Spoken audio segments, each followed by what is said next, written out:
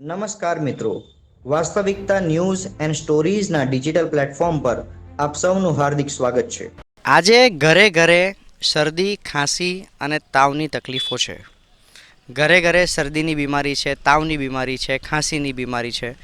જ્યારે ડૉક્ટર પાસે જઈએ છીએ ત્યારે ડૉક્ટર એમ કહે છે કે ભાઈ વાયરલ ઇન્ફેક્શન છે, વાતાવરણ થોડુંક આવું છે એટલે શરદી છે. આ છે. હવે વાતાવરણ આવું કેમ થાય છે? તો પ્રકૃતિએ જે આપણને તાકાત આપી છે, પ્રકૃતિના જે ફળો છે, પ્રકૃતિ તરફથી જે આપણને આશીર્વાદ આપ્યું છે, ઝાડો છે, વૃક્ષો છે, પહાડો છે, જમીનો છે, મેદાનો છે, આ બધી વસ્તુ આપણા વાતાવરણ ઉપર ખૂબ મોટી અસર કરે છે. ઋતુઓ આપણા વાતાવરણ ઉપર ખૂબ મોટી અસર કરે છે. અને તેની અંદર પણ સ્વચ્છ હવા એટલે કે ઓક્સિજન અને આપણી શરીરની અંદર જે હવાઓ જાય છે, જે શ્વાસોશ્વાસની પ્રક્રિયામાં આપણે ઉપયોગ કરીએ છીએ, તે હવા ખૂબ જરૂરી છે. આજે આપણે છે વિજલપુરના ડોલી તળાવ પાસે. એક એવું સૌંદર્ય તમને બતાવવા જઈ રહ્યો છું જે જોઈને કદાચ તમને એક મિનિટ માટે એવું થશે કે ભાઈ હવે આમાં શું કરીએ, આપણે ક્યાં ત્યાં જવાનું છે, એ તળાવ સાથે આપણે શું લાગે વળગે. જો તમારા મગજમાં આવા ક્વેશ્ચન હોય પોતાના શહેર માટે તો આ વિડીયો તમે અત્યારે જ બંધ કરી દેજો.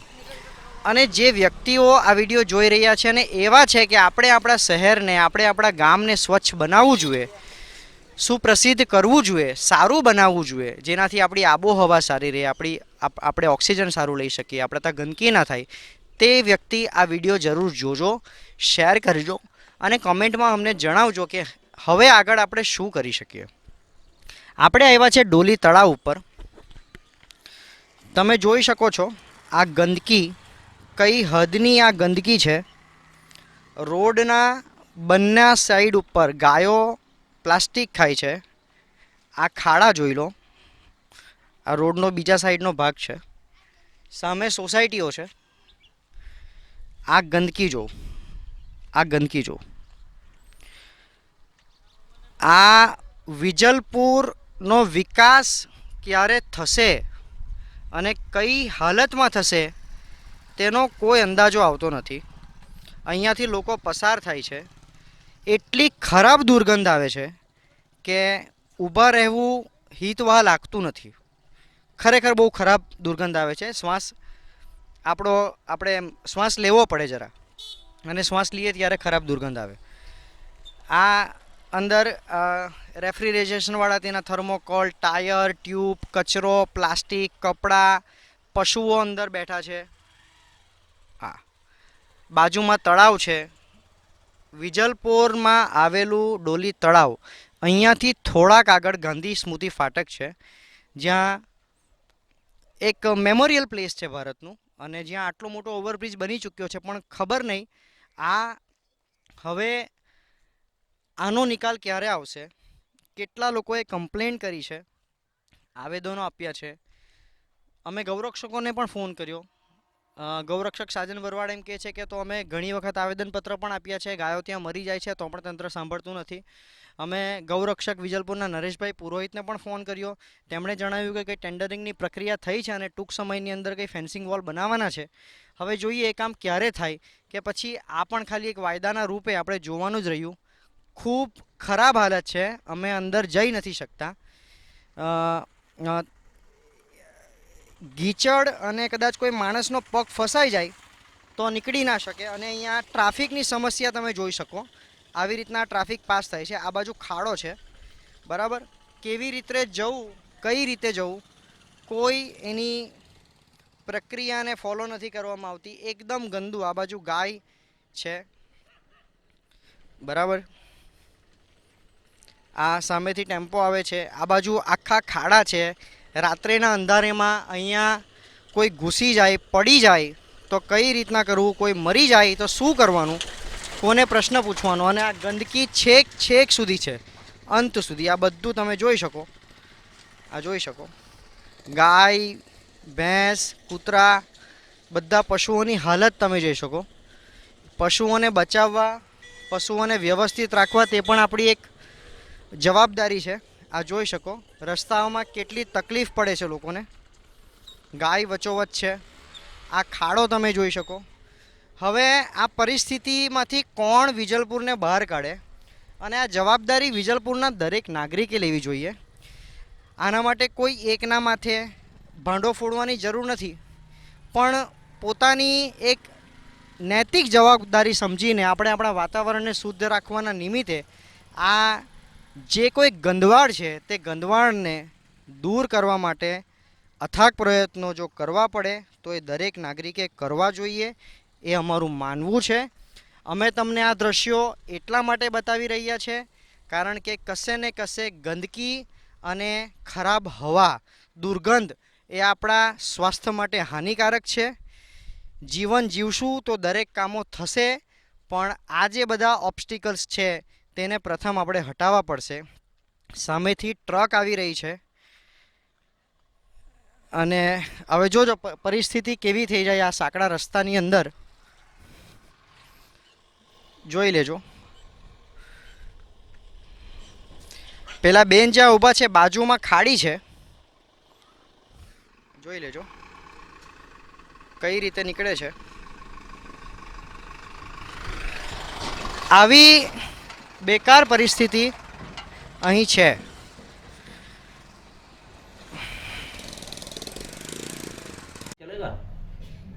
जी शुक्ला जी, ये जो डोली तड़ाव है उस बारे में आप बहुत लड़त कर चुके हैं. हम एक नागरिक के तौर पे जानना चाहते हैं, एक आप पक्ष के तौर पे मत बात कीजिएगा, नागरिक के तौर पे बताओ कि ये कितनी बड़ी समस्या है और क्या किया जाए इसका. देखिए, भारत देश नवसारी जिले में विजलपुर की जनता के सभी मित्रों से मैं आग्रह करते हुए बताना चाहता हूँ, ये डोली तालाब की जो हालात है उस हालात के अंदर आप देखिए पूरी कचरा रोड पर आ चुका है, जहाँ पर नवसारी जिले की जनता पूरी तरह से आवागमन के रूप में आती जाती है. आज जो है कोरोना के इस महामारी के कार्यकाल में ये विकलांग और अपंग रूपी सरकार, मानसिकता को कैप्चर करने वाली जो सरकार है, मात्र शब्दों में और भाषाओं में लोगों को परेशान करके रखा है, लोगों को पूरी तरह से लालच बना करके रखा है. और आप देख रहे हैं डोली तालाब की जो परिस्थिति है वो परिस्थिति पूरे देश के लिए नहीं, पूरे शहर के लिए नहीं, पूरी जनता के लिए ये तकलीफदायक है. आज नवसारी जिले की जनता इस महामारी के प्रकोप में, इस परिस्थिति में इतनी गंदगी से गुजरना पड़े, गाय गंगा और गौरक्षक पर चलने वाली ये सरकार गायों को भी नहीं बचा पाती है, जबकि 84 करोड़ की जनता जो भगवान जो है गायों के अंदर वास करते हैं, वो गाय कचरे खा के मर रही है. ये सरकार के अंदर ये सरकार गाय की दुहाई देती है, गंगा के सफाई की दुहाई देती है, गौरक्षकों की दुहाई देती है, मगर ये सरकार हिंदुत्व की बात करने वाली गायों का पूरी तरह से हत्या करवा रही है. जो गंदगी आपको देखने को मिल रहा है, देश का दुर्भाग्य है, नवसारी जिले के गुजरात की इस धरती का दुर्भाग्य है जो ऐसी सरकार के साथ में ये गंदगी के रूप में इस महामारी में चल रही है. 70 वर्षों तक लोगों ने सरकारें चलाई, लेकिन ऐसी अव्यवस्था देखने को कभी नहीं मिला था. ये दुर्भाग्यशाली सरकार, ये विकलांग सरकार, ये अपंग सरकार, मानसिकता को कैप्चर करने वाली सरकार आज पूरे देश के अंदर जो ये डरने का भाव और लोगों को कैप्चर करने का भाव बना कर रखी है, ये हमारे देश का बहुत बड़ा दुर्भाग्य है. महामारी से देश जूझ रहा है, लॉकडाउन से देश जूझ रहा है, गंदगी से जूझ रहा है, गायों की मौत से जूझ रहा है और विकास के नाम पर जूझ रहा है. लोगों को खाने के भी परिस्थिति खराब है, रोजगार से जूझ रहा है, लोगों को व्यवसाय भी नहीं है. लोग बाजार के अंदर आप देखो तो पब्लिक का कहीं भी ठिकाना दिखाई नहीं पड़ता. ये दुर्भाग्यशाली जीवन धरती पर आज़ादी के बाद में प्रथम बार देखने को मिला है. आप भी जैसे कॉरपोरेटर रह चुके हो, क्या आपने अपने कार्यकाल में ये चीज़ दूर करने की कोशिश ना की कि डोली तालाब का थोड़ा समारकाम करके उसको स्वच्छ किया जाए? देखिए, 19 फरवरी 2018 को जब हम सत्ता में आए विरोध पक्ष के अंदर, तो सत्ता के सामने विरोध पक्ष में हमारी एक ही लड़त थी कि हमारे जो भी धनराशि है उसका सदुपयोग हो और शहर के अंदर स्वच्छता और सफाई हो. शहर के अंदर पब्लिक को नगर पालिका द्वारा जो बेनिफिट मिलना चाहिए उसके लिए हमारी लड़त हमेशा बनी रही. मगर सत्ता पक्ष के लोगों ने क्या किया, लोगों ने विकास और स्वच्छता और आरोग्य विभाग को का काम न करते हुए हमारे साथ जो साथी थे, ईमानदार थे, उनके ऊपर मुकदमा करवाया, जेल भेजा. 14 दिन दिवाली के समय भी लोग हमारे साथी जेल में रहे. ये सरकार हमेशा FIR करवाना, पुलिस का उपयोग करना, लोगों को गिरफ्तार करवाना, लोगों के दिमाग को पूरी तरह से भरमाने का काम करती है. मेरी लड़त बार बार नगर पालिका में बनी रही कि मेरे साथियों, एक कम से कम आप लोगों को जनता ने यहाँ पर मत देकर भेजा है, उसके मत का सम्मान करते हुए कम से कम बिजलपुर शहर के स्वच्छता का ध्यान दो, सफाई का ध्यान दो, आरोग्य का ध्यान दो, और जो लोगों को रोड, रास्ता, गटर, लाइट, पानी की व्यवस्था हो उस पर ध्यान दो। मगर ये सत्ता पक्ष के लोग, भारतीय जनता पार्टी के ये लोग, ऊपर से लेकर नीचे तक बैठने वालों ने कभी जनता की परवाह नहीं की। ये हमारी जनता विकलांग बन चुकी है, अनाथ बन चुकी है, इसके ऊपर कोई सरकार का प्रभाव, काम का प्रभाव, विकास का कोई प्रभाव नहीं है। मात्र में मात्र यह सरकार चुनाव के समय वोट लेने के लिए पब्लिक के पास में झुक करके केसरिया पट्टा पहन के आ जाती है, सिर्फ गला घोटने का काम किया है, पब्लिक को पूरी तरह से गुमराह करने का काम किया है, पब्लिक को पूरी तरह से मानसिकता को मैनेज करने का काम किया है, शब्दों से पब्लिक को प्रभावित करने का काम किया, मगर विकास नहीं किया, काम नहीं किया, सुरक्षा नहीं किया, पब्लिक को किसी भी प्रकार के सरकारी सहायता की व्यवस्था नहीं दिया। ये सरकार विकलांग होते हुए हमारे इस जनता को, जो सुरक्षित जनता हमारे देश की है, उसको पूरी तरह से अपंग करा दिया है, मानसिकता को विकलांग बना दिया है। नरेश भाई पुरोहित जो विजलपुर के कॉर्पोरेटर है, गौरक्षक भी है, उनको हमारे संवाददाता ने फोन किया था इस मामले में, तो उन्होंने बताया है कि टेंडरिंग का प्रोसेस थोड़ा हो चुका है, फेंसिंग वॉल लगानी है डोली तड़ाव पे। तो आपको क्या लगता है ये काम कब पूरा होगा, ये काम पूरा होगा भी या ये बात सिर्फ जुमला रह जाएगी? देखिए, जिसको आपने फोन किया था, जिन्होंने आपको जवाब दिया, उनका नाम आप जो भी लिए हैं आपको पता है। ये जो बातें कही जा रही है, सन 2018 19 फरवरी से विजलपुर नगर पालिका करने के लिए तैयारी कर रही है, और आज 2021 अगस्त बीतने की पोजीशन में 15 अगस्त स्वतंत्रता दिवस भी चला गया, उस पर भी इन लोगों को शर्म नहीं आई, सत्ताधीशों को, कि हमारे देश का राष्ट्रीय पर्व, भारत देश का राष्ट्रीय पर्व 15 अगस्त 1947 की आजादी पाने वाला यह देश, 15 अगस्त के समय भी डोली तालाब की सफाई अगर हो गई होती तो कम से कम आने जाने वाली जनता को पता चलता कि हमारे भारत देश में राष्ट्रीय पर्व की कीमत है, स्वाभिमान की रक्षा करने वाला ये देश है, भारत देश के राष्ट्रीय पर्व की भी कीमत है। ये लोग तो बातें कर रहे हैं ना, बातें करने से क्या होगा? ये तो सत्ता को बचाने के लिए, सिर्फ अपने आप को बचाने के लिए शब्दों का प्रयोग करते हैं। हमारे यहाँ विजलपुर नवसारी नगर पालिका की बात करें तो अधिकारी पूरी तरह से काम करना चाहते हैं। अधिकारियों को आप फोन करिए तो तत्काल आपको इलाज देने वाली बात करते हैं, तुरंत तत्काल आपका काम करते हैं, मगर वो बेचारे अधिकारी परेशान हैं। सत्ता के गिरोह में, सत्ता के गिरफ्त के अंदर वो अगर जो काम करना चाहते हैं, ये सत्ता के लोग उन अधिकारियों को, कर्मचारियों को काम भी नहीं करने देना चाहते, उनको एक दूसरे रास्ते से दूसरे रास्ते पर भटकाते रहते हैं। बड़े गौरव की बात है कि हमारे ये अधिकारी बड़े ही सम्मानित अधिकारी हैं, हमारे ये कर्मचारी बड़े ही सम्मानित कर्मचारी हैं नवसारी विजलपुर नगर पालिका के, परंतु यहाँ के सत्ताधीशों के गिरफ्त में रह करके वो सही रास्ते पर चल नहीं पाते, चलने के लिए उनको रोका जाता है, काम करने नहीं दिया जाता है। ये हमारे देश का, नवसारी जिले का, विजलपुर शहर, नवसारी शहर का दुर्भाग्य है। વોર્ડ નંબર 11ના ભાજપના એક તટસ્થ કાર્યકર્તા દિલીપસિંહ ભદોરિયા સાથે અમારી મુલાકાત થઈ। આવો જાણીએ તેઓ શું કહે છે। जी, वार्ड नंबर 11 के कॉर्पोरेटरों के कहने के मुताबिक डोली तालाब के अंदर सफाई का काम होता है, नगर पालिका के कर्मचारी आते हैं, वो सफाई करते हैं, लेकिन यहाँ के जो गौपालक हैं उन्होंने अपनी गायों को पूरी तरह से छोड़ करके रखा है, और वो गायें जाके वहाँ पे गंदगी को खाती हैं। और गंदगी कौन करता है? अभी नगर पालिका के माध्यम से जो कचरा डाला जाता है वो पूरी तरह से बंद हो गया है, लेकिन यहाँ के जो खाटकी लोग करने वाले धंधे हैं, जो खाटकी लोग हैं, वो लोग चोरी चोरी, नगर पालिका ने पूरी तरह से कड़क एक्शन उनके ऊपर लिया हुआ है, लेकिन फिर भी वो चोरी चोरी रात को जाकर के, दोपहर में जब कोई सुनसान वातावरण होता है उस समय जाकर के जो मुर्गी काटने का जो कचरा होता है वो वहां पर डालते हैं, और ये लगभग 2 महीने से हो रहा है। मैंने यहाँ से लेकर चीफ ऑफिसर तक रजुआत किया है।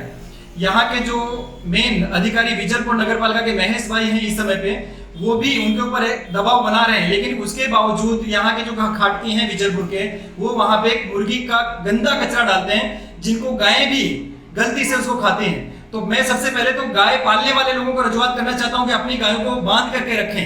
सिर्फ दूध निकालने के बाद पूरी तरह से छोड़ देना और गाय मर जाती है तो उसको ना किसी विधि विधान के सीधा चोरी चोरी गया और डोली तालाब के अंदर फेंक करके आना, ये कहां हद तक सच है? मैं बोलता हूं कि इसमें सुधार होना चाहिए। तो आप उन्हीं की जगह पाप कर रहे हैं, और वहां पे कम से कम 60 परिवार रह रहे हैं डोली तालाब के अंदर, जो इस गंदगी की वजह से इतने तकलीफ में हैं, जो कि देखने से दया आती है। सभी कॉर्पोरेटर की रजुआत करने के बावजूद नगर पालिका भी एक सिंघम की तरह एक्शन नहीं ले रही जो लेना चाहिए।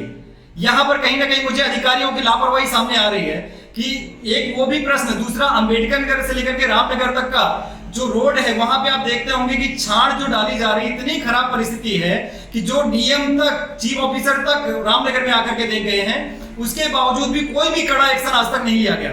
मेरी डायरेक्ट चीफ ऑफिसर साहब से भी बात होती है इस विषय में लेकर के, लेकिन जब तक आप कोई कड़क पगला नहीं लेंगे, दंडनीय घोषणा नहीं करेंगे, तब तक इसका हल निकलने वाला नहीं है। क्योंकि मैं रजुआत कर करके, मेरे जो कॉर्पोरेटर है वो रजुआत कर करके थक चुके हैं। इस विषय को लेकर के कई बार डोरी तलाव पे हमने उन लोगों के साथ में झगड़ा किया, नगर पालिका के कर्मचारियों को बुला करके भी झगड़ा किया, लेकिन जब वो किसी कॉर्पोरेटर की बात नहीं मान रहे हैं कि तो वहां के लोगों की बात कैसे मानेंगे। मैं नगर पालिका से एक भारतीय जनता पार्टी का सक्रिय कार्यकर्ता होने के नाते मीडिया के माध्यम से रजुआत करना चाहता हूं कि सभी अधिकारी इस पे कड़क पगला लें, सिंघम बने, तब इसका रिजल्ट आएगा। जय हिंद, जय भारत। ડોલી તળાવ પર જતા રસ્તામાં એક સોસાયટી છે, રવિ પાર્ક સોસાયટી। 4 રસ્તા પડે છે, એક રસ્તો વિજલપુર જાય છે, એક ગાંધી ફાટક જાય છે અને પાછળ એક સોસાયટી છે, ઘણી મોટી સોસાયટી છે, જોઈ શકો મોટા મોટા બંગલાઓ છે। પણ સોસાયટીની જ્યારે એન્ટ્રી થાય એ એન્ટ્રીની સામે જે એક મસ્ત કચરાપેટી ઊભી કરી દેવામાં આવી છે તે જોવા જેવી છે। આ જોઈ શકો સામે, આ ગંદકી સોસાયટીના સામેની, અને આ કચરો પ્લાસ્ટિક ફેંકવામાં આવે છે અને આ હાલત છે ગાંધી ફાટક જતા એન્ટ્રન્સની, સ્ટાર્ટિંગની। આપણી સાથે એક નાગરિક છે જેમણે અમને ફોન કર્યો હતો અને જણાવ્યું હતું કે અહીંયા બહુ ગંદકી થાય છે। આપણે જાણીશું શું કહેવા માંગે છે તે પોતે। શું નામ છે ભાઈ તમારું? મારું નામ શશી પાટીલ છે। શશીભાઈ, આ સોસાયટીની સામે ગંદકી છે, આ શું કહેવા માંગો તમે આ બાબતે? એટલું જ કે ભાઈ અમારી સોસાયટીની સામે ગંદકી જરાક જેમ બને તેમ જલ્દી નિવારણ થાય એનું અમે ઈચ્છીએ છીએ। કારણ કે જો આટલી બધી ગંદકી થોડી વારે જો વધારે પ્રસરી ગઈ તો ગંદવાળો ફેલાવવાની કે કોઈ માંદગી ફેલાવવાની સંભાવના રહી। કેટલા ટાઈમથી તમે આ પ્રશ્ન લઈને બેઠા છો? કેટલા ટાઈમથી આ ગંદકી છે? આઈ થિંક વરસ જેવું થઈ ગયું છે। વરસ જેવું થઈ ગયું, પણ એનું અત્યારે કંઈ સોલ્યુશન આવ્યું નથી હજુ સુધી? કોઈ સોલ્યુશન નહીં। વરસાદ આવે, પાણી ભરાય ત્યારે કોઈ તકલીફો ઊભી થઈ ખરી આ એરિયામાં? એ તો જબરજસ્ત, કારણ ઘૂંટણ જેટલા પાણી ઉભા રહી જાય। ઘૂંટણ જેટલા પાણી અહીંયા ભરાઈ જાય છે। સોસાયટીઓમાં પણ આવી જાય છે પાણી? સોસાયટીમાં તો નોર્મલ આવે છે, પણ અહીંયા બહાર આવર જવરની તકલીફ પડી શકે ખરી? ગટર લાઈન કે એવું કોઈ નથી ને એટલે આ પ્રોબ્લેમ છે। ગટર લાઈન નથી એટલે આ પ્રોબ્લેમ છે। સરકારને કોઈ દિવસ કોઈ રજૂઆત કરી કે નહીં, નગરપાલિકામાં કે અહીંયા સ્થાનિક કોર્પોરેટરને વાત કરી ખરી તમારી તરફથી કોઈ? ના, એવી કોઈ રજૂઆત તો મને આઈડિયા નથી। તો પણ એ તો તમારી પણ ફરજ છે કે સરકારને રજૂઆત કરવી જોઈએ। કરીશું અત્યારે। તો આપણી સાથે એક નાગરિક હતા, તે સરકારને ખાલી એટલું જ જણાવે છે કે આ જે કચરો છે, આ જે ગંદકી છે તે સાફ થઈ જવી જોઈએ અને તેનું કોઈ નિવારણ જલ્દીથી આવવું જોઈએ। વાસ્તવિકતા ન્યૂઝ એન્ડ સ્ટોરીઝ માત્ર અને માત્ર નાગરિકોના હકો માટે વાત કરે છે। નાગરિકોને સરકાર દ્વારા જે ફેસિલિટીઝ આપવામાં આવે છે, જેની સામે ટેક્સ ભરે છે, તેની વાતો કરે છે।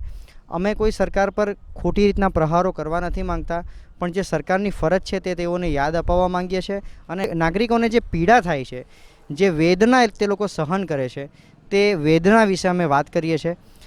અમે એવું ઈચ્છીએ છીએ કે આ સમાચારને તમે આગળ સુધી પહોંચાડો, જનતા સુધી શેર કરો, અમારી ચેનલને સબસ્ક્રાઈબ કરો, વિડીયોને લાઈક કરો અને તમારે ત્યાં પણ જો આવા કોઈ પણ પ્રોબ્લેમ હોય તો અમને સંપર્ક કરીને જલ્દીથી જલ્દી જણાવો, જેથી અમે તમારી રજૂઆત સરકાર સુધી પહોંચાડી શકીએ।